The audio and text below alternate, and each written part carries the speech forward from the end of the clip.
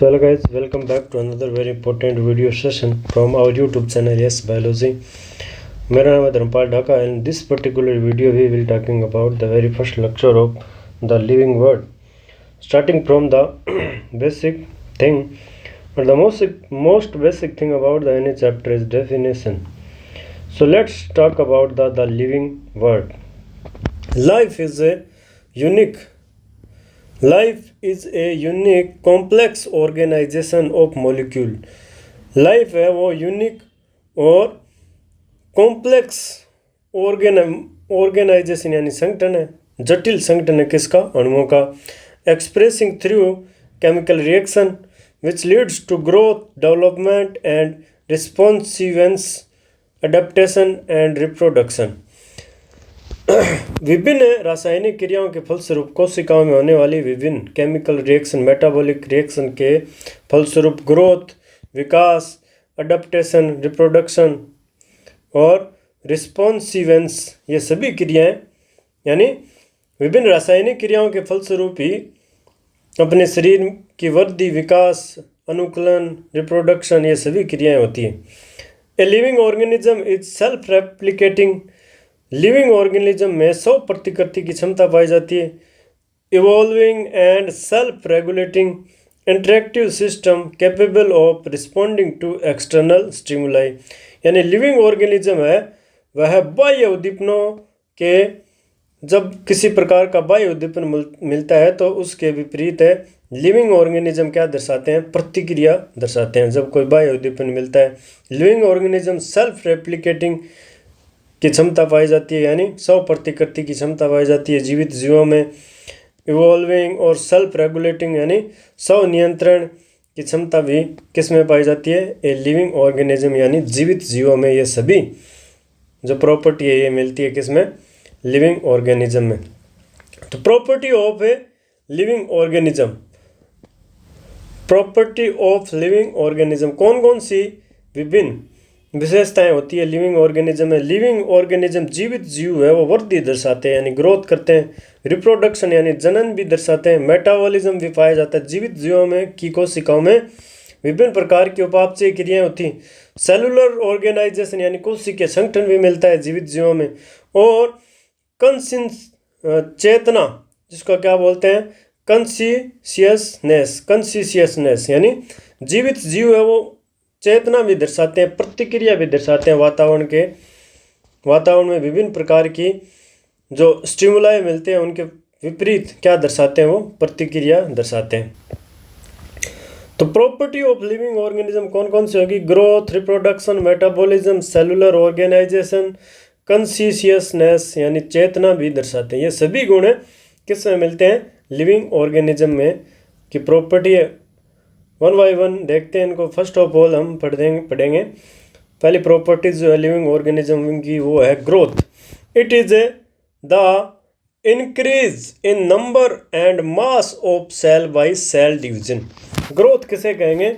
Growth जो है संख्या, इंक्रीज इन नंबर यानी संख्या का बढ़ना, और कोशिका में जो कोशिका द्रव्य है उसकी मात्रा का बढ़ना.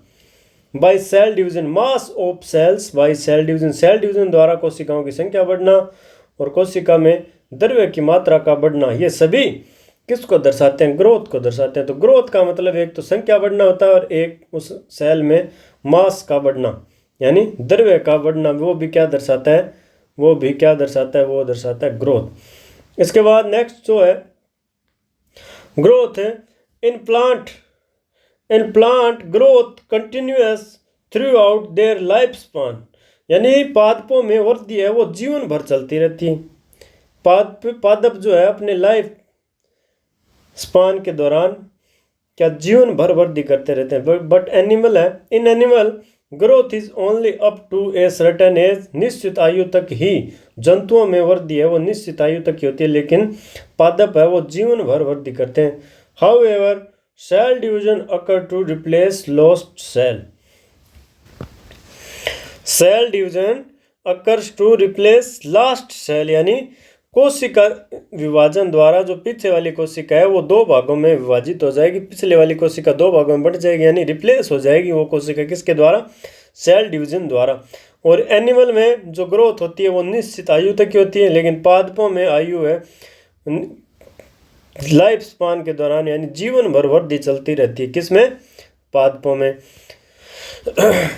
Basically growth is the increase in mass, यानी मास का बढ़ना यानी द्रव्य का बढ़ना, और साइज यानी आकार का बढ़ना।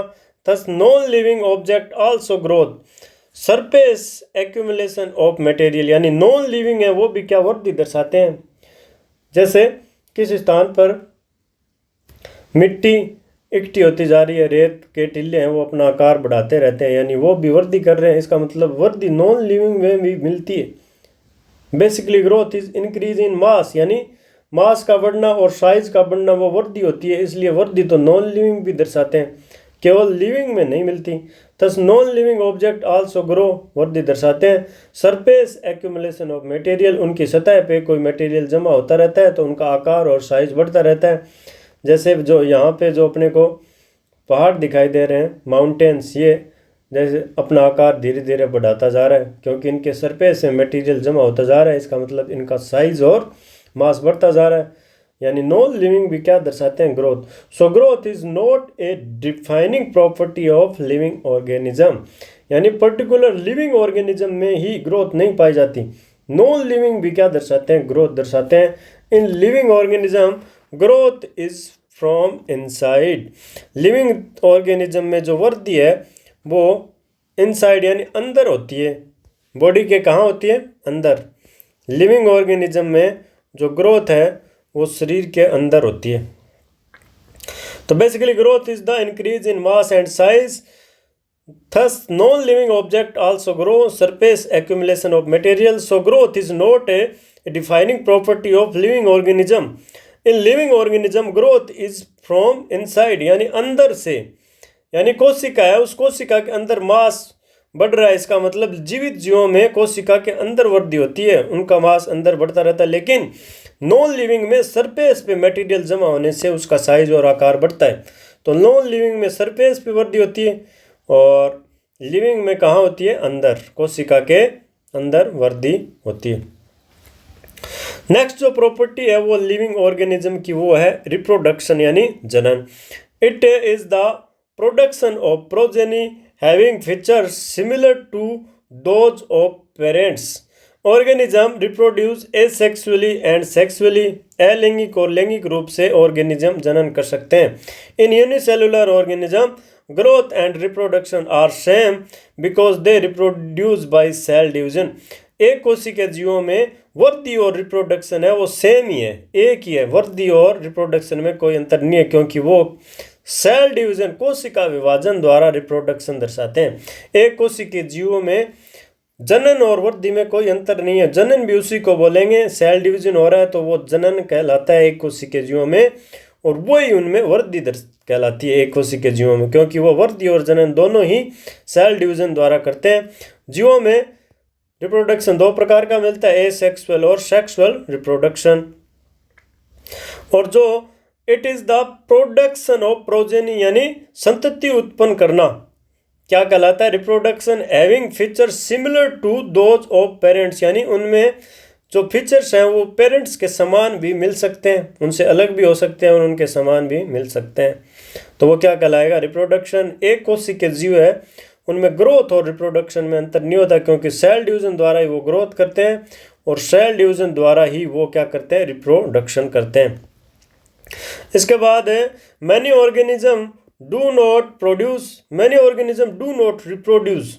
जैसे म्यूल्स जो खच्चर है वो रिप्रोडक्शन है यानी संतति यानी प्रोजेनी को उत्पन्न नहीं कर सकता। वर्कर बीज यानी मधुमक्खियों में जो वर्कर होती है, हनी बी में जो वर्कर है वो भी रिप्रोड्यूस नहीं कर सकती संतति को। Infertile human couple, hence reproduction is not a perfect defining property of living organism.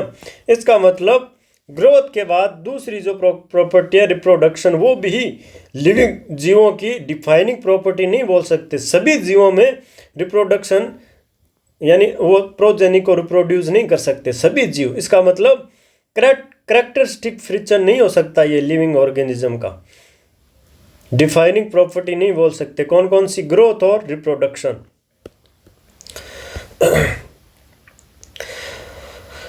One है property of living organism is metabolism यानी उपापचय। It is the sum total of all biochemical reaction यानी सभी जैव रासायनिक क्रियाओं को बोला जाता है मेटाबॉलिज्म यानी उपापचय। Taking place inside a living system यानी लिविंग सिस्टम के अंदर मेटाबॉलिज्म पाया जाता है। सभी जैव रासायनिक क्रियाओं को कहा जाता है मेटाबॉलिज्म।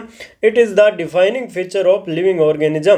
जीवित जीव जितने भी हैं उन सभी में मेटाबॉलिज्म मिलता है। इसका मतलब उपापचय है वो जीवित जीवों का कैरेक्टरिस्टिक फीचर है। उपापचय के द्वारा लिविंग और नॉन लिविंग को हम अलग कर सकते हैं, सेपरेट कर सकते हैं। इसका मतलब डिफाइनिंग प्रॉपर्टी हो गई मेटाबॉलिज्म किसकी? लिविंग ऑर्गेनिज्म की। जब हम फूड का इंजेक्शन करते हैं यानी भोजन अंतर्ग्रहण करते हैं तो कैटाबॉलिक पाथवे द्वारा यानी भोजन का ऑक्सीडेशन होता है, जिसके फलस्वरूप एनर्जी बनती है और ऊष्मा भी बनती है। और भोजन का पाचन के पश्चात डाइजेशन के पश्चात स्मॉल फ्रेगमेंट में या स्मॉल पार्टिकल में भोजन को ब्रेक कर दिया जाता है। उसके बाद एनर्जी और ये फूड पार्टिकल मिलके, जैसे ये दोनों आपस में छोटे स्मॉल पार्टिकल मिलते हैं तो उनको बोलते हैं एनाबॉलिज्म। और भोजन के लार्ज पार्टिकल टूटते हैं छोटे भागों में तो उनको बोलते हैं कैटाबॉलिज्म, जो कि रिस्पायरेशन यानी श्वसन अपने अंदर कैटाबॉलिक पाथवे है। और पादपों में जो CO2 और H2O द्वारा फोटोसिंथेसिस की प्रोसेस होती है वो एनाबॉलिज्म प्रोसेस होती है पादपों में। इसके बाद मेटाबॉलिज्म में metabolic reaction can be demonstrated outside the body in the cell free system। Metabolic reaction है वो प्रयोगशाला में भी कराई जा सकती है यानी कोशिका के अंदर होना उपापचय क्रिया जरूरी नहीं है। Metabolic reaction can be demonstrated outside the body यानी कोशिका और शरीर के बाहर प्रयोगशाला में भी उपापचय क्रियाओं को कराया जा सकता है। Isolated metabolic reaction in vitro are not living thing but are living reaction. ये जीवित जीवों के अंदर नहीं हो रही फिर भी वो but are living reaction. Isolated metabolic reaction in vitro are not living thing यानी जीवित जीवों के अंदर नहीं हो रही बट आर लिविंग रिएक्शन, पर ये जीवित रिएक्शन कहलाती है क्योंकि ये जीवित जीवों में पाई जाती है। आइसोलेटेड यानी कोशिका के बाहर भी मेटाबॉलिक रिएक्शन कराई जा सकती है लैब में या प्रयोगशाला में। उसके बाद नेक्स्ट प्रॉपर्टी जो है लिविंग ऑर्गेनिज्म की वो है सेलुलर ऑर्गेनाइजेशन यानी कोशिकीय संगठन। Organism are made up of one और more cell. It is the defining feature of living organism. Organism है वो एक और एक से अधिक कोशिकाओं द्वारा मिलकर बने होते हैं, एक से भी हो सकते हैं और एक से अधिक से। It is the defining feature of living organism. कोशिकीय संगठन है वो किस में पाया जाता है? जीवित जीवों के अंदर मिलता है, प्लांट सेल और एनिमल सेल। यानी एनिमल है वो जंतु कोशिका से मिलकर बने होते हैं और प्लांट में जो सेल वाल युक्त प्लांट सेल पाई जाती है। उसके बाद है कॉन्शियसनेस यानी चेतना। It is the ability of organism to sense their environment and respond to environment stimuli। Ability है योग्यता है किसकी? जीवों की। सेंस यानी पहचानना, इन्वायरमेंट में क्या क्या हो रहा है उन सभी को पहचानना, और रिस्पॉन्ड करना यानी उनके प्रति, स्टिमुलाई यानी बाहर से इन्वायरमेंट से जो उद्दीपक मिलता है उसके प्रति रिस्पॉन्स यानी प्रतिक्रिया दर्शाना। Like light, water, temperature, other organism, chemical and pollutant यानी वातावरण में विभिन्न प्रकार के स्टिमुलाई हैं। जैसे तापमान ज़्यादा है तो क्या है अपना शरीर है जो प्रतिक्रिया दर्शाता है यानी स्वेट यानी पसीना निकलता है। और वातावरण में पानी यानी नमी की मात्रा कितनी है वो भी अपना शरीर पहचान लेता है। टेम्परेचर, अदर ऑर्गेनिज्म, केमिकल और पोल्यूटेंट यानी प्रदूषक भी वातावरण में अगर ज़्यादा प्रदूषण है तो अपना शरीर प्रतिक्रिया दर्शाता है यानी एलर्जी होने लगती है। तो कॉन्शियसनेस यानी चेतना। It is the ability of organism to sense their environment and respond to environmental stimuli. Like वातावरण में कौन कौन से स्टिमुलाई उद्दीपक हो सकते हैं? Light, water, temperature, other organism, chemical, pollutant, ये सभी जो है स्टिमुलाई हो सकते हैं वातावरण में, उनके विपरीत क्या दर्शाता है अपना शरीर, लिविंग ऑर्गेनिज्म की बॉडी क्या दर्शाती है, चेतना या प्रतिक्रिया दर्शाती है। तो ये सभी प्रॉपर्टी है वो पढ़ रहे हैं अपन लिविंग ऑर्गेनिज्म की। पहली पढ़ी थी ग्रोथ, उसके बाद रिप्रोडक्शन, मेटाबॉलिज्म, सेलुलर ऑर्गेनाइजेशन और कॉन्शियसनेस यानी चेतना। All organisms are aware to their surrounding, so it is the defining property of living organism. All organisms are aware to their surrounding, so it is the defining property of living organism. Human is the only organism have self consciousness. Human एकमात्र ऐसा जंतु है जिसमें स्व चेतना पाई जाती है, self consciousness पाई जाती है।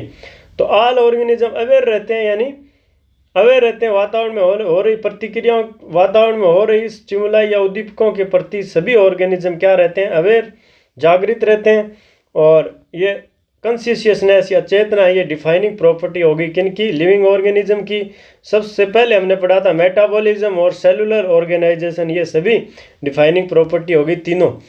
रिप्रोडक्शन है वो यानी संख्या का बढ़ना, और सेल डिवीजन और मास का बढ़ना रिप्रोडक्शन था। ग्रोथ का मतलब नंबर का बढ़ना क्या कहलाता है, ग्रोथ। इसके बाद नेक्स्ट जो है वो है diversity in the living world. Living world यानी इस संसार में विभिन्न प्रकार की जैव विविधता, विभिन्न प्रकार के पौधों, है ना, और विभिन्न जंतुओं की जातियां पाई जाती है। पौधों जंतुओं की बहुत सारी जातियां पाई जाती है, इसका मतलब डाइवर्सिटी, विविधता मिलती है इस लिविंग वर्ल्ड में, इस संसार में। इस अर्थ पे पौधों और जंतुओं की असंख्य जातियां, इसका मतलब डाइवर्सिटी बहुत ही क्या है, ज़्यादा है, विविधता। Diversity is life of our life, है ना, डाइवर्सिटी इज लाइफ। जितनी ज़्यादा जैव विविधता होगी उतनी ही स्टेबिलिटी उतनी ही ज़्यादा रहती है। The number and type of organism present on earth refer to diversity, यानी नंबर और प्रकार जितने ज़्यादा हैं ऑर्गेनिज्म के, वही क्या दर्शाते हैं, वही दर्शाते हैं इस धरती पर बायोडाइवर्सिटी यानी जैव विविधता को।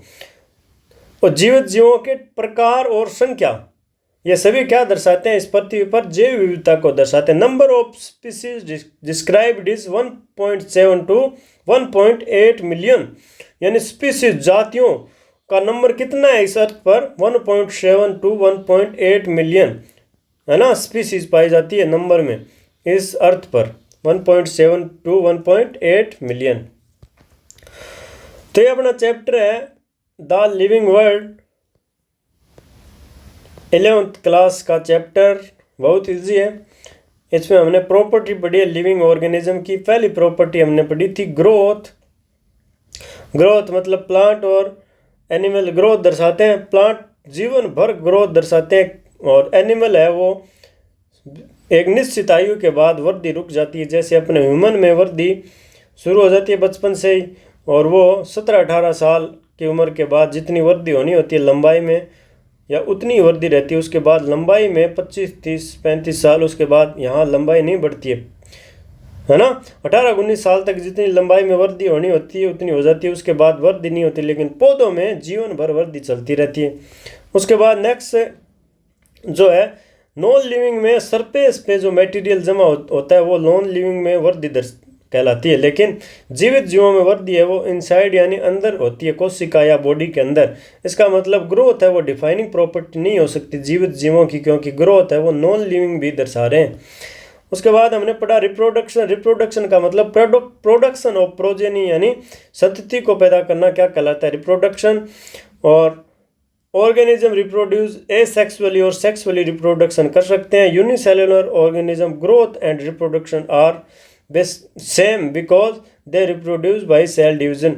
एक कोशिका जीवों में जो वृद्धि और रिप्रोडक्शन है वो सेम ही है, क्योंकि वो कोशिका विभाजन द्वारा रिप्रोडक्शन दर्शाते हैं और कोशिका विभाजन द्वारा ही वृद्धि दर्शाते हैं। सभी जीव है वो रिप्रोडक्शन नहीं कर सकते, जैसे म्यूल है, खच्चर है, वो रिप्रोड्यूस नहीं कर सकता प्रोजेनी। उसी प्रकार मधुमक्खियों में या हनी बी में जो वर्कर होते हैं, छत्ते में 3 प्रकार के होते हैं ना वर्कर, एक मेल होता है ड्रोन, एक हनी क्वीन होती है। 3 प्रकार की हनी बी मिलती है एक छत्ते में। तो उनमें से वर्कर जो होते हैं वो रिप्रोड्यूस नहीं कर सकते। इसका मतलब वो फर्टाइल नहीं है। और reproduction is not a perfect defining property, क्योंकि सभी जीव है वो रिप्रोडक्शन नहीं कर सकते। इसका मतलब रिप्रोडक्शन एक डिफाइनिंग प्रॉपर्टी नहीं हो सकती लिविंग ऑर्गेनिज्म की। उसके बाद हमने पढ़ा मेटाबॉलिज्म। मेटाबॉलिज्म है कोशिका के अंदर होने वाली सभी बायोकेमिकल रिएक्शन है वो कहलाती है मेटाबॉलिज्म। और मेटाबॉलिज्म है वो डिफाइनिंग प्रॉपर्टी होती है लिविंग ऑर्गेनिज्म की। हालांकि मेटाबॉलिज्म को कोशिका के बाद प्रयोगशाला में भी कराया जा सकता है आइसोलेटेड रूप में। उसके बाद सेलुलर ऑर्गेनाइजेशन कोशिकीय संगठन। Organisation are made up of one और मोर सेल। ऑर्गेनिज्म जो है वो एक या एक से अधिक कोशिकाओं से मिलकर बने होते हैं, वो उनका कहलाता है cellular organisation. It is the defining feature of living organism. जीवित जीवों का एक विशिष्ट गुण है कि उनमें कोशिकीय संगठन पाया जाता है। उसके बाद कॉन्शियसनेस यानी चेतना। जीवित जीव है वातावरण में होने वाली विभिन्न अनुक्रियाओं के प्रति प्रतिक्रिया दर्शाते हैं। जैसे वातावरण में प्रकाश यानी लाइट की मात्रा ज़्यादा है तो अपना शरीर उसके प्रति प्रतिक्रिया दर्शाता है। वातावरण में नमी ज़्यादा है, तापमान ज़्यादा है, और अदर ऑर्गेनिज्म केमिकल है वातावरण में अगर पोल्यूटेंट ज़्यादा है तो उनके प्रति अपना शरीर है वो प्रतिक्रिया दर्शाता है। तो उसके बाद जो human is only organism having self consciousness, यानी मनुष्य एकमात्र ऐसा जीव है जिसमें स्व चेतना पाई जाती है। और ऑल ऑर्गेनिज्म में वो अवेयर रहते हैं सराउंडिंग के प्रति। तो इसका मतलब जो कॉन्शियसनेस है वो डिफाइनिंग प्रॉपर्टी हो गई लिविंग ऑर्गेनिज्म की। तो यहाँ पे मेटाबॉलिज्म, सेलुलर ऑर्गेनाइजेशन और कॉन्शियसनेस यानी स्व चेतना या चेतना, ये सभी तीनों प्रॉपर्टी है वो लिविंग ऑर्गेनिज्म की डिफाइनिंग प्रॉपर्टी है। चलिए आज के लिए इतना ही रखते हैं, बाकी जो है अपने नेक्स्ट क्लास में कंटिन्यू करेंगे। तब तक के लिए रिवाइज करते रहिए और जय हिंद जय भारत।